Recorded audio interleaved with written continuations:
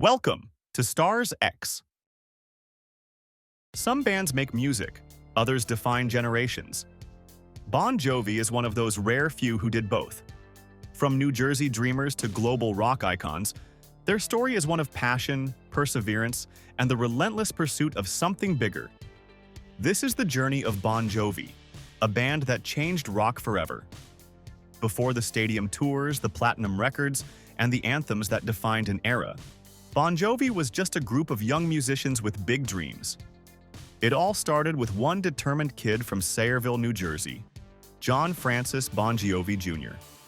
Born on March 2, 1962, John was a restless, music-obsessed teenager. He skipped school to play in local clubs, working at his cousin's recording studio, Power Station, where he cleaned floors and soaked in every note played. In 1980, he recorded Runaway, a song that would unexpectedly take off, leading him to gather a band. More than just a frontman, John was a leader with an unstoppable drive, an infectious charm, and a voice that could make you believe in anything. Richie Sambora. Born on July 11, 1959, Richie Sambora was a guitarist with soul, deeply influenced by blues legends like Eric Clapton and Jimi Hendrix. He started playing guitar at age 12 and quickly developed a signature style, emotional, powerful, and technically brilliant. Before joining Bon Jovi, he auditioned for Kiss and played in various local bands, searching for the right fit. When he met John in 1983, their chemistry was immediate, and together they crafted a sound that would define the band's biggest hits. David Bryan, born on February 7, 1962, was a classically trained pianist who had his sights set on Juilliard. But fate had other plans. He and John were childhood friends, and when John formed his band, David knew he had to be part of it. His piano skills added depth and emotion to Bon Jovi's music, turning rock songs into unforgettable anthems.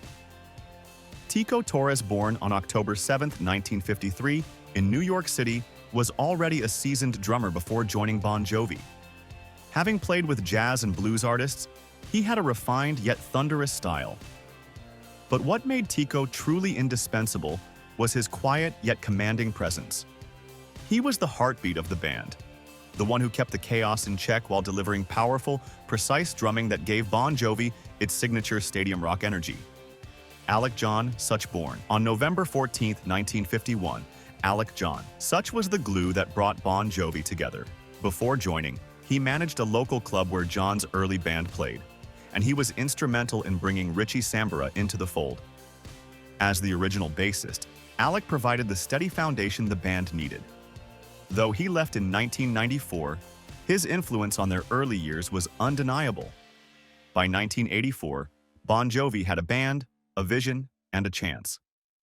Their debut album, Bon Jovi, introduced them to the world. Runaway became a hit, and suddenly the dream was real. But they were only getting started. Thank you, gentlemen, very much. Come on and join us. Now, John, I went and did what I said I wouldn't do.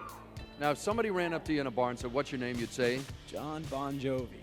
Jon Bon Jovi. Now, ever since Runaway, I've heard of Bon Jovi, like I said it there. I thought it was a French band to begin with. It's very hard. Are you up to having your name mispronounced? Oh yeah, I'm getting used to it. Bon Jovi. Overseas, they're having more fun with it yet. It's even more fun than here in America. Please introduce me to your friend. This is Richie Sambora, our lead Richie, guitar nice to player. have you with us. Tico the Hitman Torres, our Hey, drummer. we have met before. We'll cover that later. This is Alec John Such. Thank you, sir, very much, And John. David Rashburn. David, nice to have you here. Let me jump in the middle. You guys gather on like a football huddle. How did you meet Richie to begin with? Richie was in the audience one night at a show where the other four of us were playing, and he came up to me and says, "I want to be your lead guitar player." What are you, crazy? No, It's not how to ingratiate yourself that people say, "I'm going to be the lead guitarist." Dick, it worked. Right. Now, you split from Frankie and the Knockouts. How did this happen? Bowling team.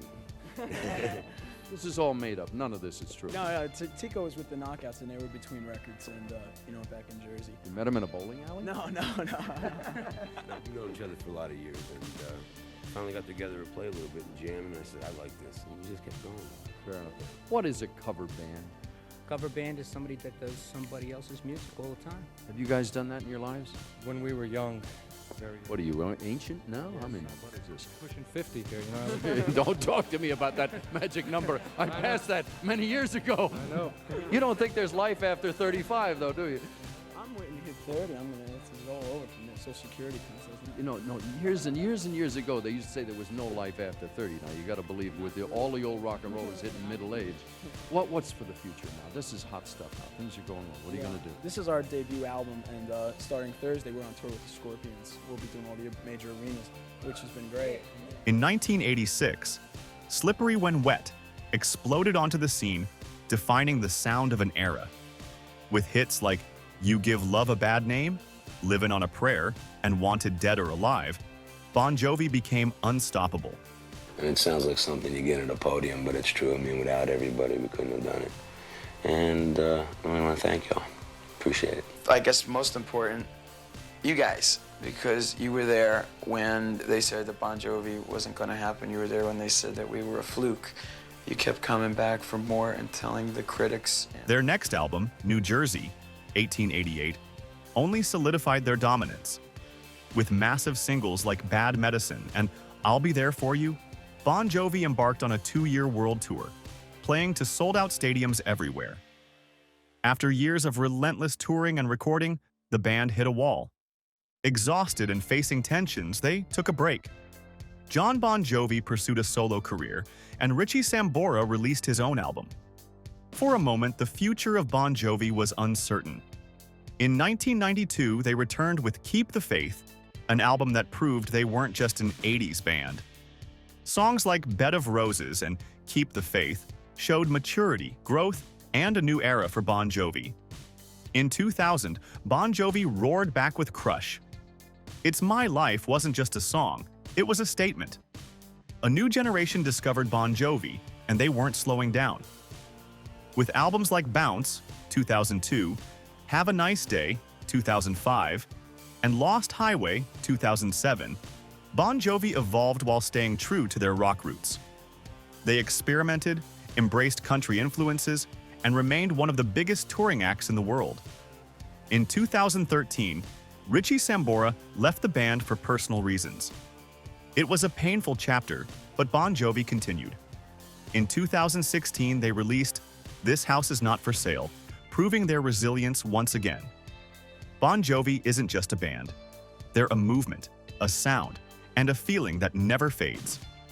With over 130 million albums sold and a Rock and Roll Hall of Fame induction in 2018, their music remains the anthem of resilience, love, and hope.